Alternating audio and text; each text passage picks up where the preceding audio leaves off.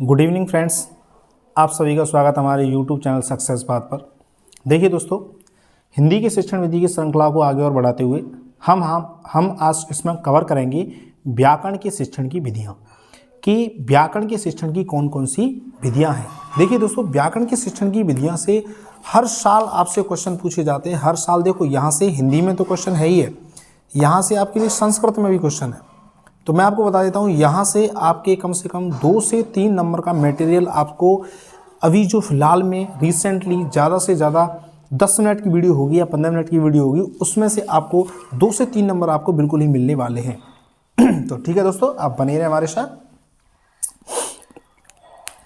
पहली बात तो ये देखिए कि व्याकरण कहते किसे हैं, व्याकरण होती क्या है, इस बात को आप समझें।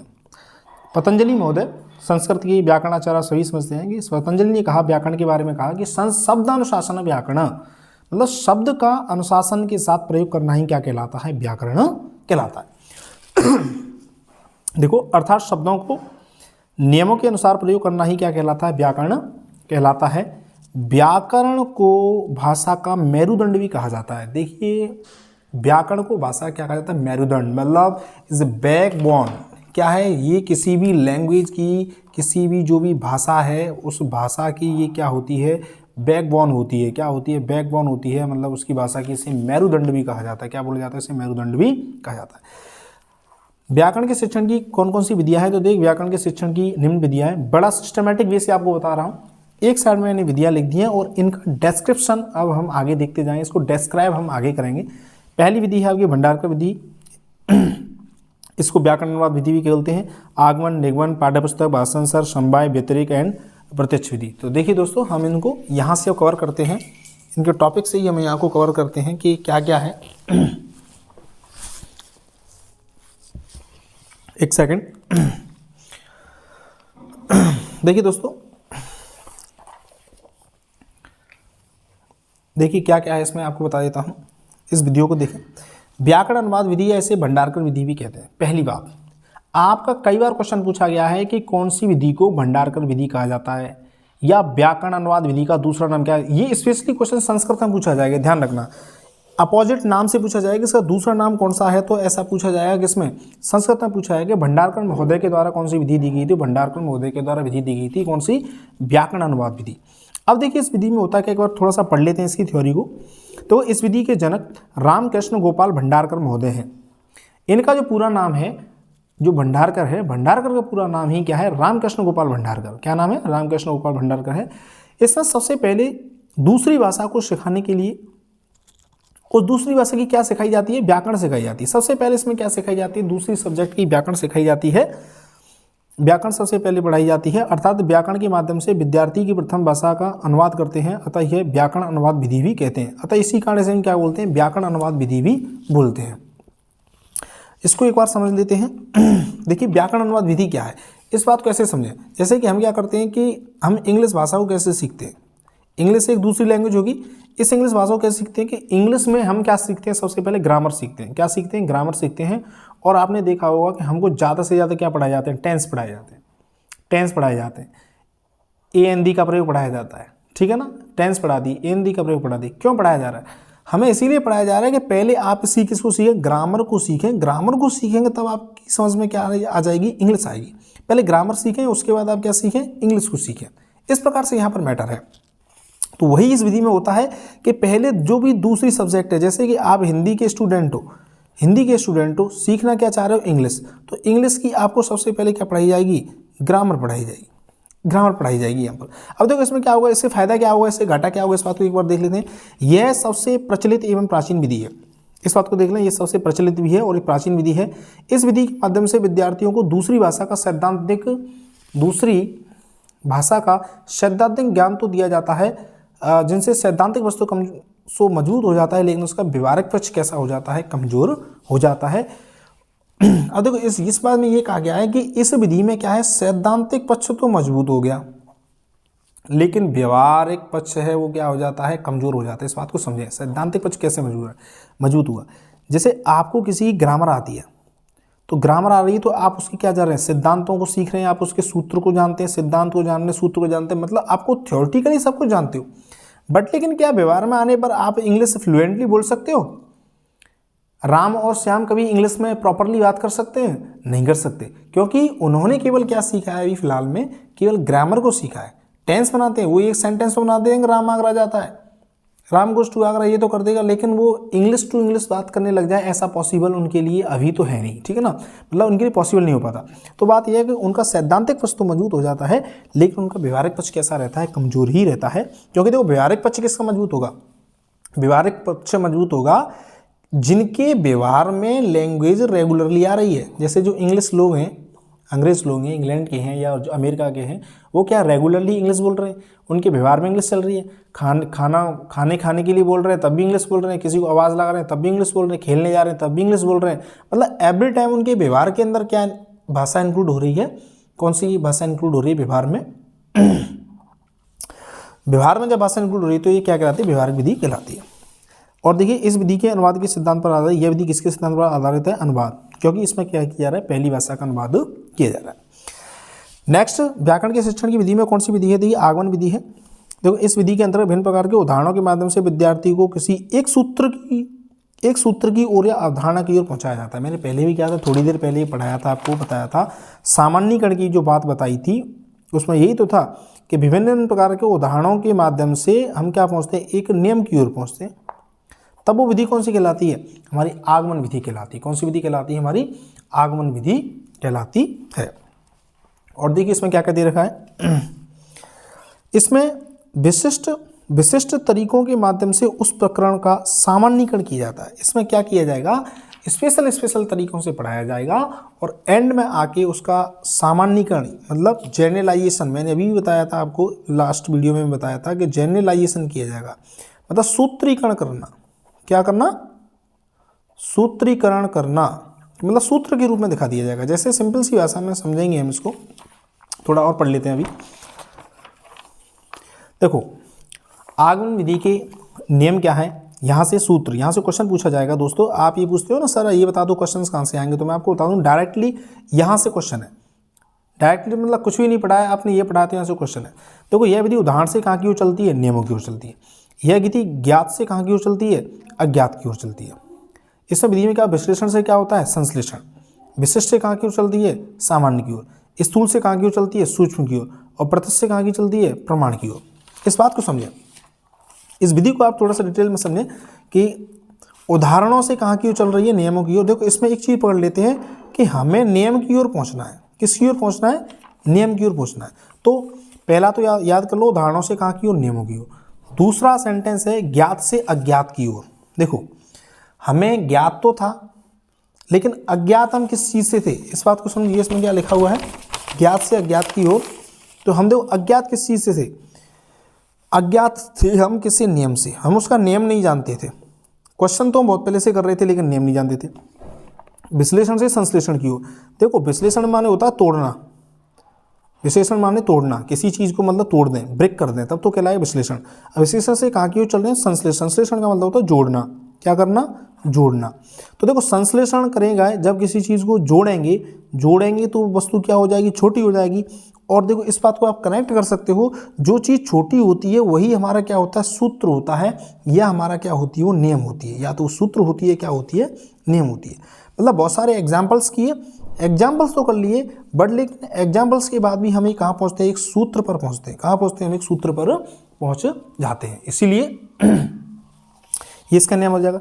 विशिष्ट से सामान्य की ओर, ये मैं आपको बता दूँ, सामान्य का मतलब सामान्यीकरण से होता है, मतलब सूत्र से होता है। स्थूल से सूक्ष्म की ओर, इसको आप कैसे कनेक्ट करोगे कि जैसे बड़ी वस्तु, स्थूल मान होता है बड़ा, स्थूल माने दोस्तों क्या होता है? बड़ा होता है। आप लिख लें, मतलब स्थूल माने क्या होता है? बड़ा।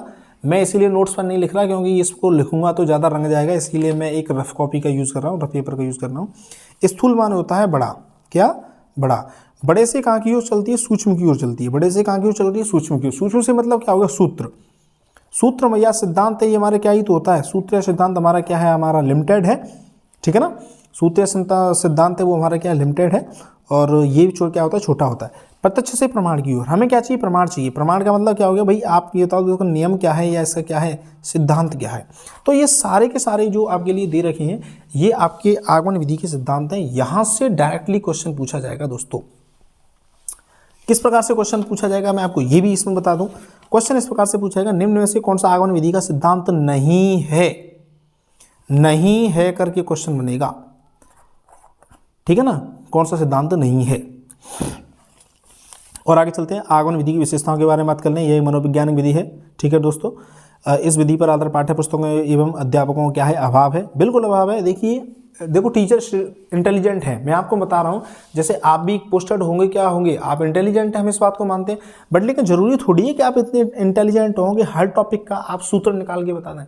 मैं अपने बारे में बात करूं, भले ही मैं मैथ साइंस से पोस्टेड हूं, तो ऐसा थोड़ी है, इतनी मैथमेटिक्स मेरी अच्छी थोड़ी है कि मैं जो भी क्वेश्चन आए इसमें ये बता दूं, देखो बेटा इसके में ये सूत्र लगेगा और इस सूत्र का मतलब जो ये जो सूत्र है कहाँ से निकल के आया है, इसकी उत्पत्ति क्या है, उत्पत्ति को भी बता दूं, ऐसा मेरे लिए पॉसिबल नहीं है, ठीक है ना। तो इसमें साफ साफ लिखा गया, इस विधि पर आधारित पाठ्य पुस्तकों एवं अध्यापकों क्या होता है, अभाव होता है।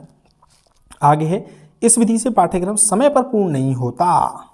इस बात को समझें, इस विधि से जो पाठ्यक्रम होगा समय पर पूर्ण नहीं होगा।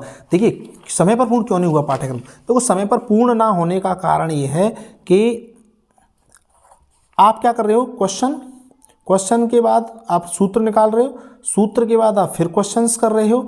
तो भाई इस तरीके से यदि हम पढ़ाएं किसी विद्यार्थी को, कोई क्वेश्चंस लिया, क्वेश्चंस के पीछे ये बताते हैं कि ये सूत्र कहाँ से निकला है या सूत्र की उत्पत्ति कहाँ से हुई है, इस प्रकार से हर क्वेश्चन के अंदर हम ऐसा करें, तो क्या हमारा सिलेबस कभी कंप्लीट होगा? हमारा सिलेबस दोस्तों कभी भी कंप्लीट नहीं हो पाएगा। हो सकता है 10 महीने तो इसी में लगे गुरुजी को, 10 महीने लगे गुरुजी को 4 प्रश्नावली कराने में।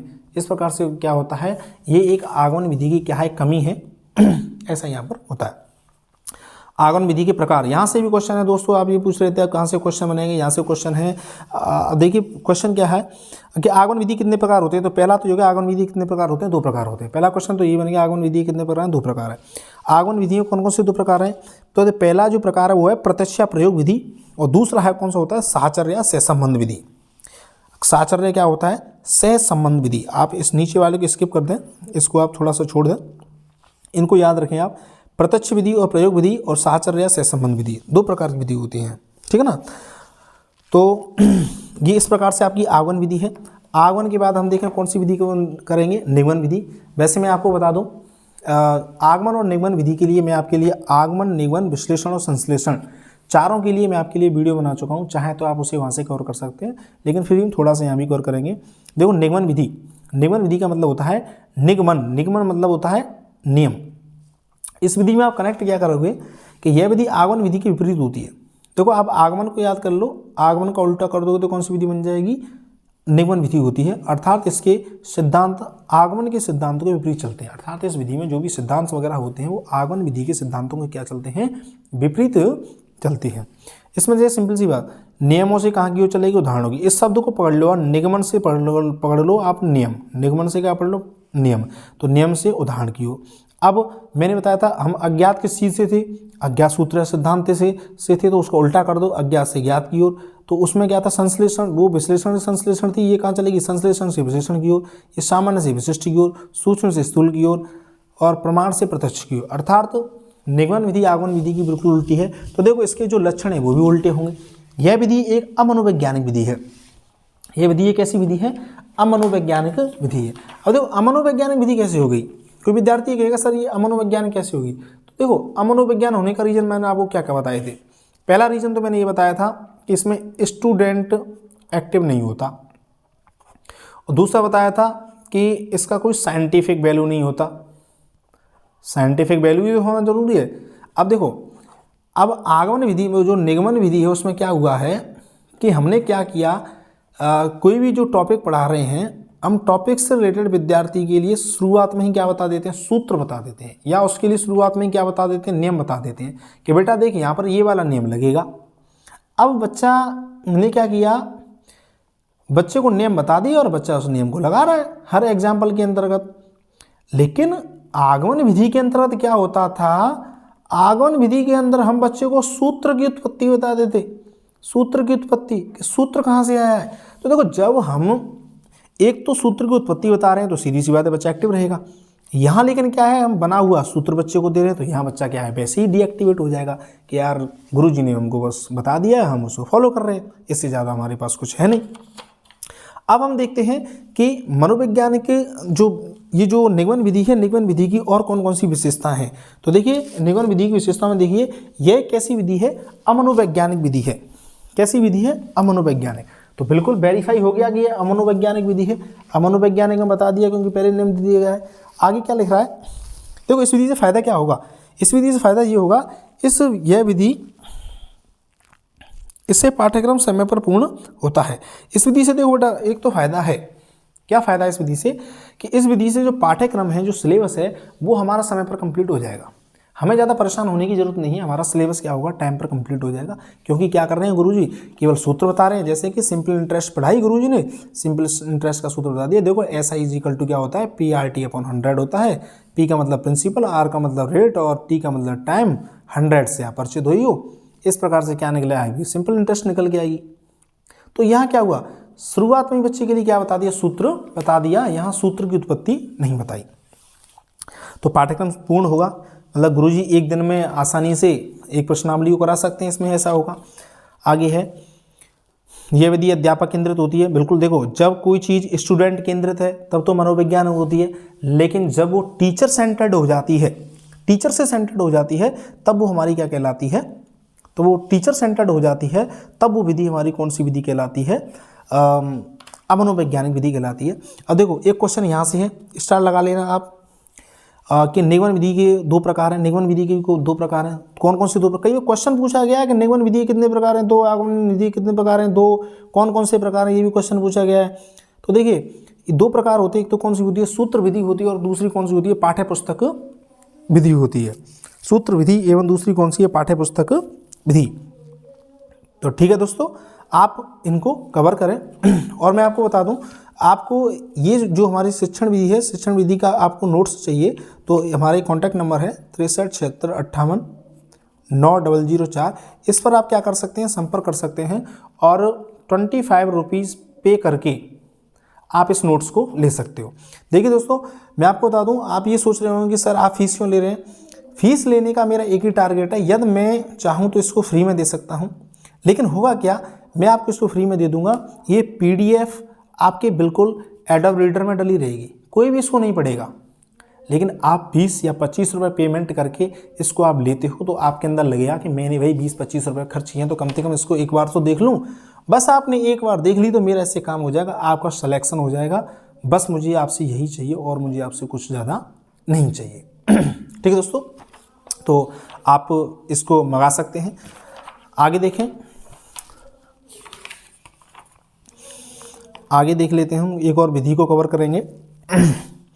पाठ्य पुस्तक विधि को और कवर कर लेते हैं, बाद बाकी की हम नेक्स्ट वीडियो में कवर करेंगे क्योंकि वीडियो बड़ी हो जाएगी। पाठ्य पुस्तक विधि, इसका दूसरा नाम क्या होता है, तोता रटंत विधि। कई बार पूछा गया है पाठ्य पुस्तक विधि का दूसरा नाम क्या है, तोता रटंत विधि, या ऐसे क्वेश्चन के तोता रटंत विधि का दूसरा नाम क्या है, पाठ्य पुस्तक विधि। देखो इसमें लिखा हुआ है, इस विधि के अंतर्गत पाठ्य पुस्तक में आने वाले विभिन्न सिद्धांत एवं नियमों को विद्यार्थी को रटा दिया जाता है। क्या कर दिया जाता है, रटा दिया जाता है। बच्चे को ढंग से रटाया जाता है। ले भाई रट रट रट, बच्चे को क्या कर देंगे, रटाएंगे, केवल रटाएंगे। और चाहे उसकी समझ में कुछ भी मत आए, लेकिन उसको रटाएंगे। अब देखो, जब तुमने उसे रटा दिया तो ये विधि कैसी होगी, आपको मनोवैज्ञानिक होगी, क्योंकि बच्चे की समझ में कुछ नहीं आया है, समझ में नहीं आया, वो केवल क्या कर गया है, उस चीज़ को रट गया है। ठीक है ना दोस्तों, तो आप क्या करें, ये 4 मैंने आपको कवर करा दिए। नेक्स्ट वीडियो के अंदर मैं आपको इन नेक्स्ट जो बच रही हैं उनको मैं आपको कवर कराने वाला हूं। तो आप इसी प्रकार से वीडियो को हमको प्यार देते रहें और अपने दोस्तों के साथ हमारी वीडियो को शेयर करें। और यदि अच्छी लगती है हमारी वीडियो तो इसको क्या करें, लाइक करें। और कोई भी समस्या आती है तो कमेंट बॉक्स के अंदर आप ज़रूर बेझिझक होकर के कमेंट लिखें और आपके कमेंट का बिल्कुल सॉल्यूशन किया जाएगा। एक चीज़ और मैं आपको बता दूं, ये जो मेरा चैनल है मोस्टली मैं ये कोशिश करूँगा कि शिक्षण विधि से रिलेटेड रहे और जिन टॉपिक्स के ऊपर मेरी बेहतरीन कमांड है मैं आपको उनके लिए उन्हीं को वहाँ यहाँ पर मैं आपके लिए अवेलेबल कराऊँगा। ठीक है दोस्तों, मिलते हैं एक नेक्स्ट वीडियो में।